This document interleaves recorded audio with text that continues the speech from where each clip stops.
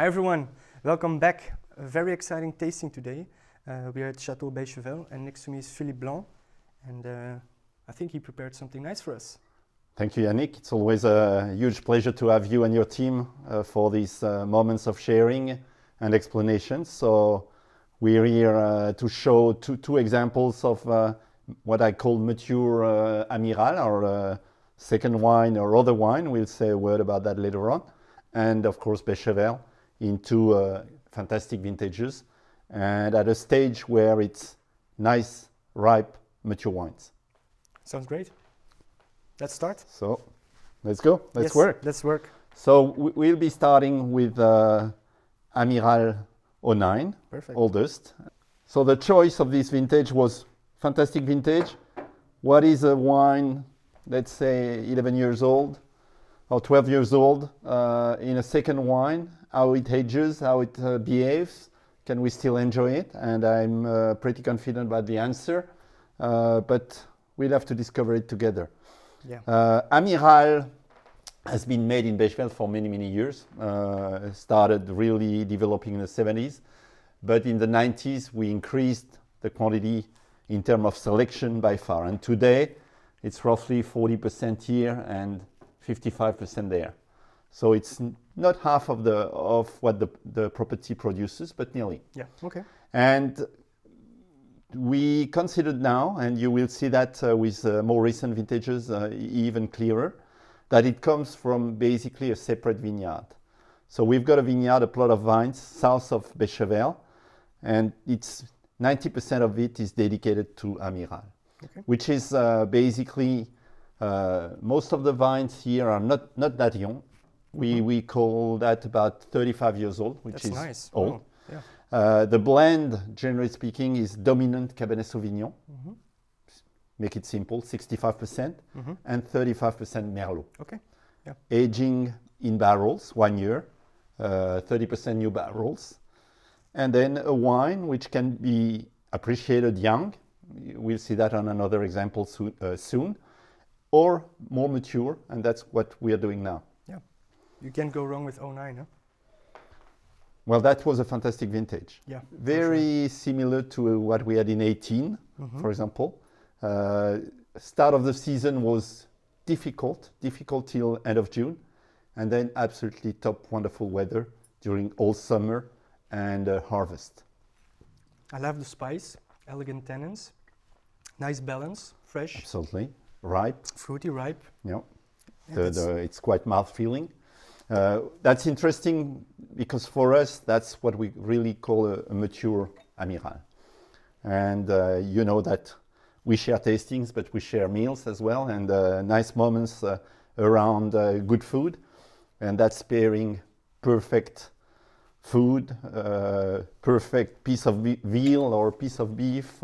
Yeah. And the fruit is nice, it's ripe, the tannins are gentle. But it's present. It's Saint-Julien. Sure. It's serious wine, mm-hmm.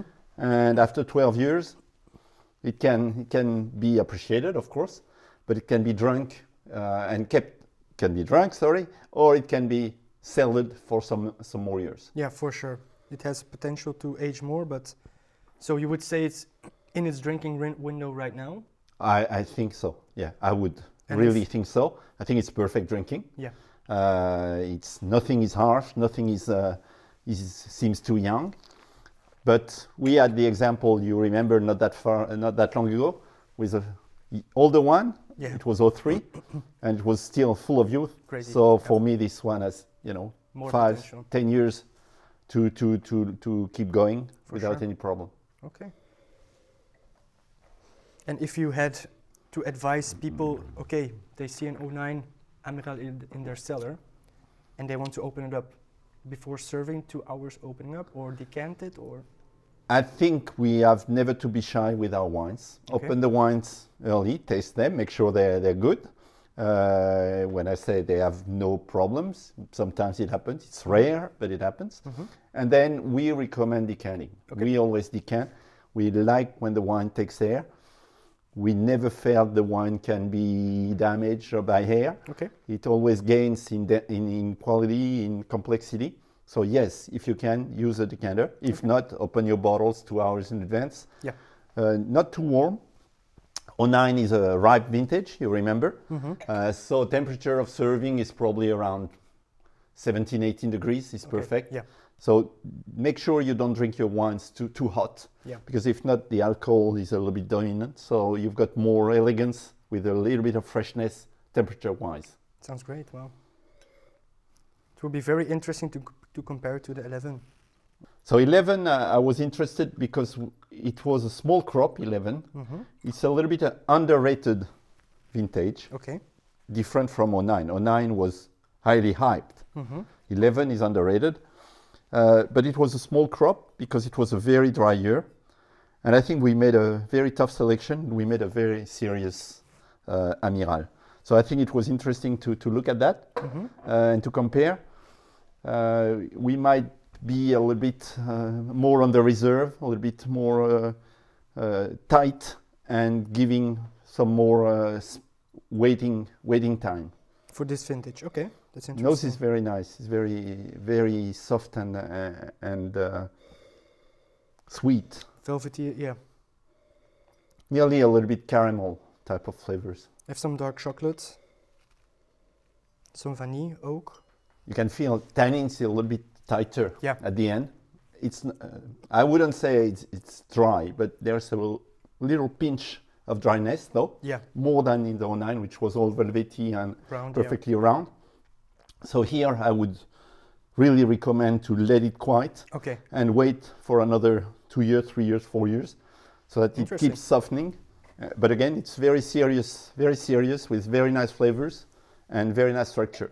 So this would be more classical vintage? It's probably more classical than we can consider 09, which is a little bit more lush type of wine. Wow. But you can see the potential. Yeah. You know, it's here again, vintage. Very nice Saint-Julien with, you know, a very good tannic structure, aging potential. That's 10 years old, and that's another many years ahead of it. Yeah, I like the smooth attack. In the beginning, it packs a punch, but the finish is smooth, fruity. Yeah, I like it. So what we call these second wines are, you know, I think a very good way, because all of us, not Beychevelle only, but all our colleagues improved dramatically on the quality of second wines. When I started and before, it was what I would call the leftovers, you know, what we really didn't want to put in the Grand Vin. We really changed that, all of us. And the quality of second wine really increased, and it helped increasing the quality of Grand Vin as well. It was a win-win. Because so it's really win-win. But for the consumer, I think it's a very good way to discover great properties at a price which is far more approachable, far more affordable. And I think it's a good way because today, especially in great vintages, so 09, 10, 15, 16, 18, fantastic vintages where the value is really good. For sure. And you've got excellent wine for many, many years. So we'll jump now to the main ones. Main one, the Grand Vin. And we'll start with vintage 10. 10 for many years has been the leader, has been the benchmark of the best we had made. Okay. It came after 9, of course. It's I'm sorry to say that like that. So obvious. But 09, we reached a level that we were so thrilled with. And we said, wow. And then 10, what I discovered in 10, we could do better than 9. That was something. Because when we made 9, I said, what else? Can we do anything better? And you will see, compared with 9, it's a little bit stricter. The maturity, the temperature went not that high in 10, a bit cooler, longer maturity. And we reach incredible levels of ripeness, of alcohol, of tannins. Everything was at the highest at the time. Curious. So for many years, it was the best, you know, according to us. On the other hand, it may seem still a little bit young, and we are still a little bit shy to serve it. So we don't push hard on 10 because it will get better and it will get softer with time. Yeah, it needs some aging, yeah, for sure. Because when we tasted it a couple of weeks ago on your 26th anniversary, it was one of my most potential that I wrote down with the most potential. Yeah. But it's... Yeah, and you know, it was then maybe overpowered by 16 or 18, which are really hallmarks for us. But it's still, you know, a title winner at the time, you know. It has some time to go. It's like Olympic medalist. You never lose it, you know. And that's a little bit what 10 is. We managed to put higher percentage of Cabernet Sauvignon in 10, which is good because Beychevelle has got the particularity to have quite a bit of Merlot, nearly on par, Merlot and Cabernet. And here in 10, we lifted Cabernet because they were extremely well ripened. Interesting. So you've got really, you know, some structure on the palate. You can feel tannins is there, but it's elegant. That's a hallmark. That's what we want for Beychevelle, is to have elegant tannins, harmony, balance, elegant tannins. Making a great red wine is having great tannins. Yeah, for sure. If it's not the case, it's not a great wine. Especially for this region. Huh? And that helps aging, and that will age for decades. Yeah. So some people will drink that in 30 years, 40 years. You know, like some people bring a 74 today. Yeah. Some people will bring a 10 in 20 or 30 years. For sure. And some people were born in 10, like some people were born in 74. 74. And so some people will appreciate 10 for many, many years. That's why wine is made, huh? This is at the moment the Beychevelle that I don't touch, because I know it's... I would recommend patience on that. Yeah. I think it's still, you know, on the curve going up. Sometimes you consider, what's the point of keeping it, because maybe it won't never get better. In another word, I think as well, sometimes it won't get worse. It won't collapse. For Beychevelle wine, I think they reach a plateau and they stay on the plateau for many, many years, provided they're well cellared. For 10, I think we're still going up. And we're still on the slope, so no rush to open it. But that's always nice when I come here that I can taste some. That I don't need to open up a bottle. That's the good way. Come and visit us and taste it on the premises. Yes. Now, a little bit older, wonderful vintage. For me, in all my vintages, still to date, the best season. Okay. Never ever we had such a season better than 05. Doesn't mean the best wine, although in 05 I think it was probably the best wine. Okay. But growing season, the best ever. So you didn't I would have, if I could have added a little bit of water, it was a fresh and dry to be perfect. Okay. And to reach the level of maturity that we had in 09 or 10. So, but except that, it was a fantastic vintage. And I think 05s, generally speaking, are absolutely top wines. So when you see great wines of 05, don't hesitate. That's a wonderful vintage. Yeah, if I want to open up a vintage these days, I start with 05 is good. Yeah. And you know, 05, that's 15, 16 years. Yeah. You mentioned before, is it in the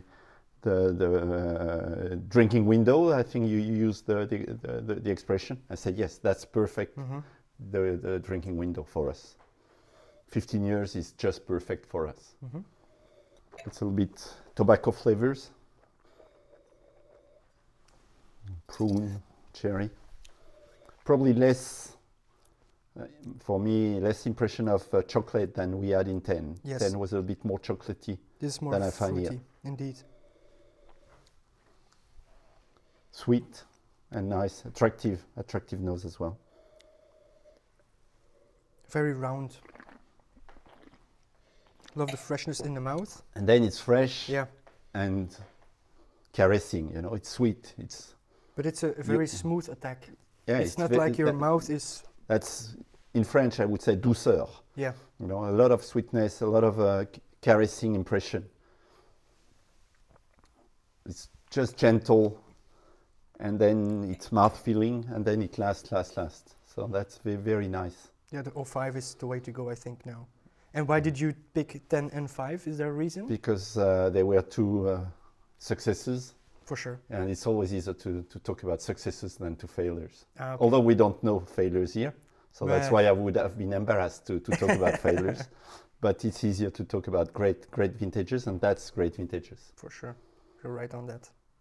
Well, thank you so much, Philippe. My pleasure. It was always interesting to learn. and we'll be happy to show other vintages, and we keep doing great vintages year after year, but you'll have soon opportunity to taste others. So have a good tasting, and thank you for coming. Thank you all for listening to us. Merci.